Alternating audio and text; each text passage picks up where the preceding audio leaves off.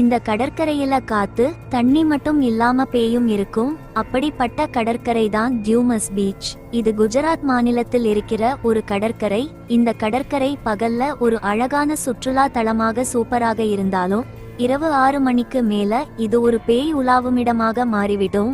இந்த கடற்கரை இரவு நேரங்களில் அழுகை சத்தம், சிரிப்பு சத்தம் போன்ற விசித்திரமான சத்தங்கள் கேட்கும்.